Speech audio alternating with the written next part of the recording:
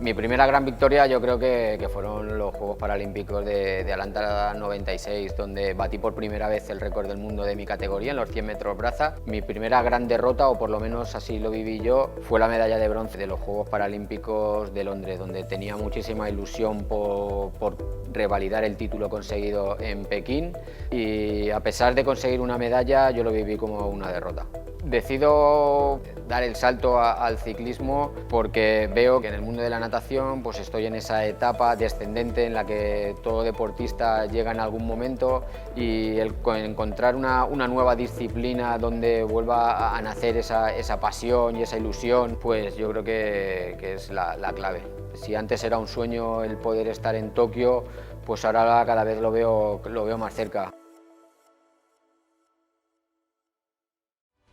El primer mundial, que solo me enviaron con un aparato, con cinta, y en el último momento lancé la cinta fuera del tapiz.